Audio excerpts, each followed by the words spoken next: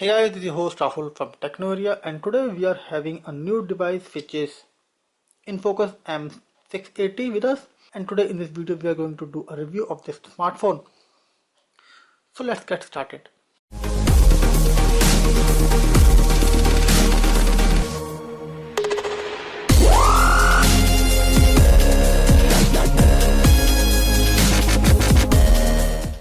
In recent time we had seen that InFocus has launched premium looking devices in its budget section, and same is the case with this InFocus M680.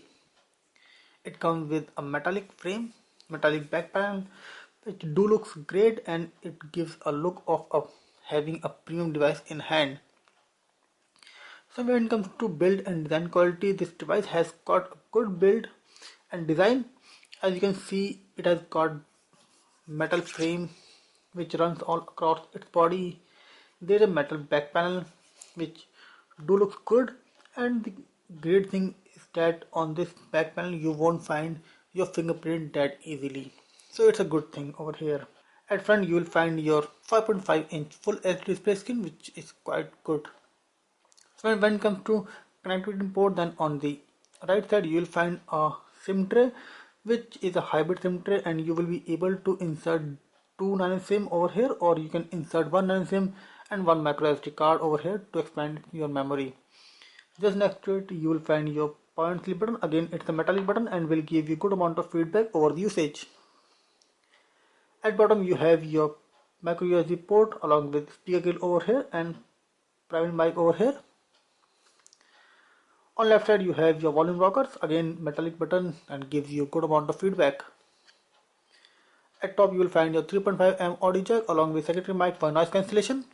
At back you will find your 30MP rear camera along with LED flash, and there is InFocus branding over here. At front of the device you will find again a 30MP front facing camera, which is a good thing as you are getting a big 30MP front facing camera which do capture nice images. Here are your some sensors, and this is your 5.5-inch full HD display screen, which is quite good, and it provides nice viewing angle. As you can see, you will be able to view screen from extreme angles as well. Just below your screen you will find your 3 touch capacitive button, and they do not support backlit. So again, it's a downside over here.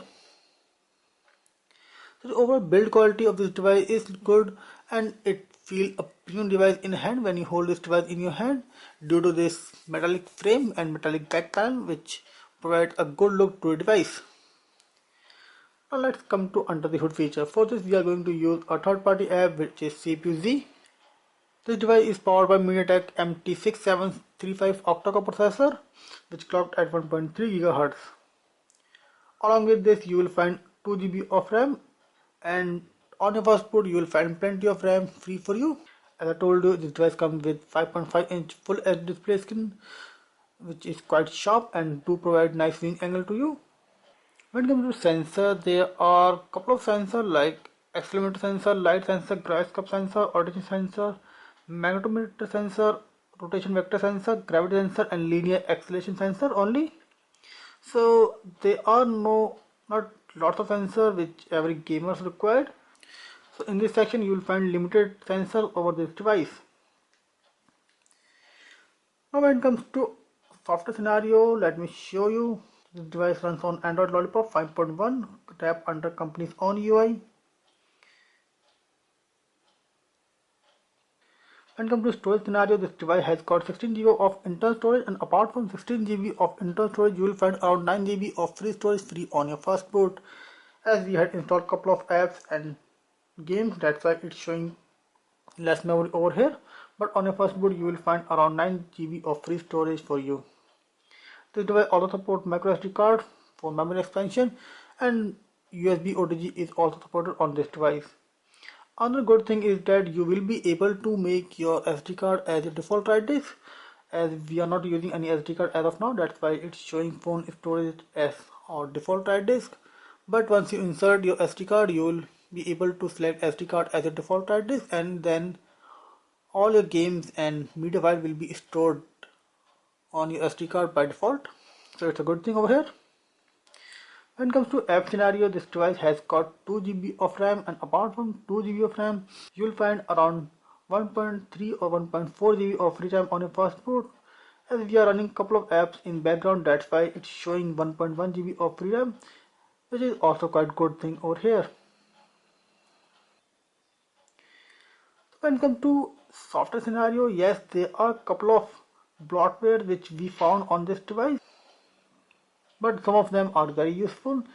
And yes, when we are using this device, we found some lag over here and there while using this device. So in terms of UI, yes, there are a couple of lag which we found on this UI, but those are not the big lag or any major lag which we found on this device. Now let's move on to a camera section.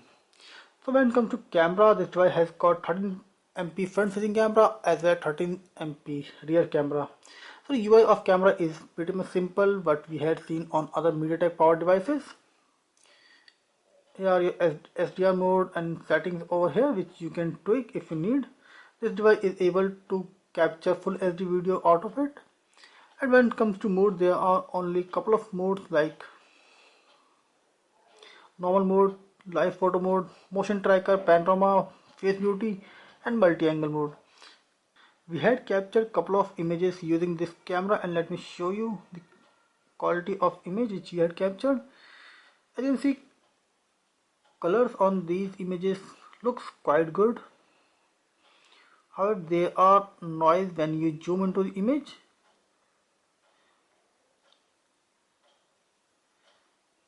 The color reproduction looks quite good, and the dynamic range is also quite good on these images.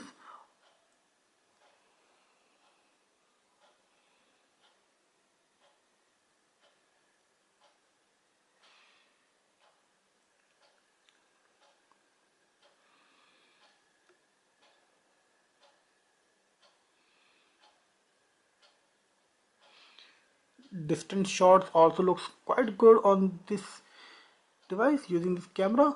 And when it comes to front facing camera, again it has got 13 MP front facing camera, and you can see the detailing over here are quite good, and the color reproduction, the color levels are very nice on this image. So again, front facing camera is doing a good job over here. So the overall build quality and the performance of this device is quite good. Yes, there are a couple of lag which we found while using this device, but they are not the major lag which we found. And another thing is that while using this device for a couple of hours, we didn't face any kind of abnormal heating on this device, despite of being a metallic frame which can heat easily, but this device has got its temperature under its limit. So it's a good thing over here as well. So that's it from us guys for this video. If you have any question regarding this device, then do comment below. We will be happy to answer you. And if you like this video, then don't forget to press the thumbs up for us, and do subscribe to our video channel if you haven't. So this is your host Rahul signing off. Thanks for watching, and like always, have a nice day ahead.